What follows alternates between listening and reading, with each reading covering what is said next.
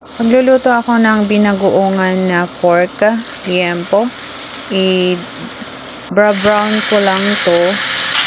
Tapos i-saute ko lang. Hahaluin ko lang hanggang sa mahalo lahat.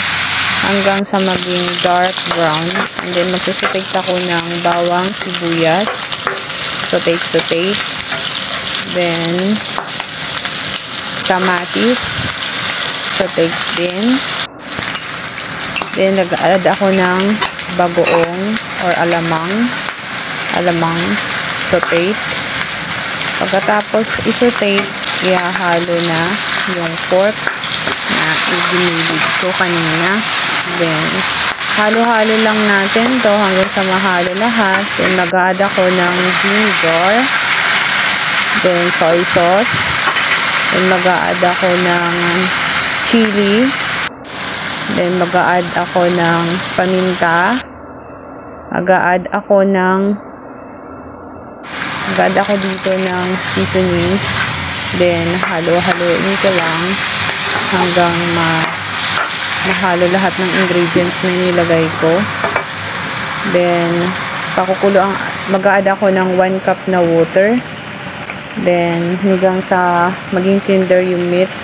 40 minutes ko siyang pinalambot. Then, already done. Luto na. Ready to.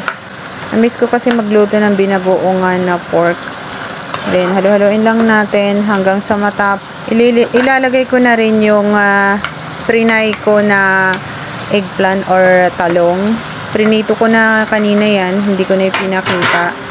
Ayan, ganyan. Ihahalo ko lang lahat to. Gandahan ko lang para hindi madurog yung talong na prinito ko. Kasi luto na yan. Halo-haloin ko lang yan hanggang sa mahalo lahat. Para maging yung nasa makasama siya ng ayan. Set aside na natin. Ayan. Ready to plating. Plating na. Reserve na natin. Ang sarap nito. May chili. Tama lang yung kanyang alat. Kaunti lang kasing alamang nilagay ko. Ready to kain. Kain tayo. Binagoongang pork. Baboy. Liempo yan. Request ko ng aking anak. Yaman. Kailangan ng rice.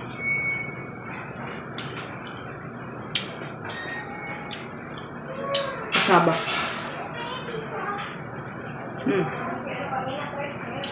Yummy.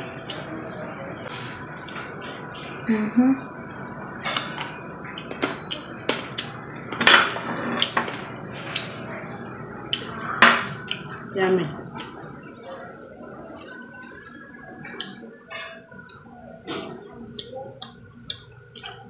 Delicious.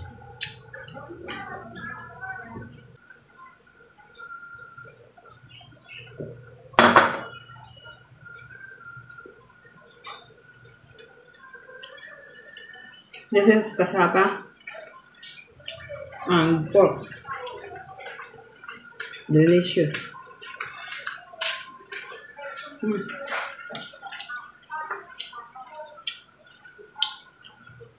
Eggplant. Yummy. Chili.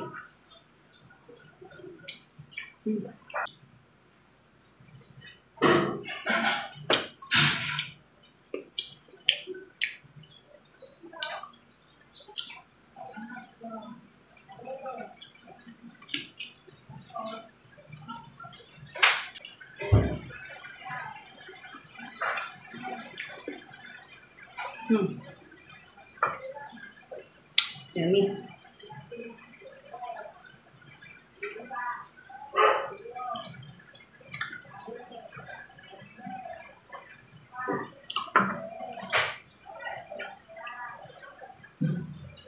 Yummy.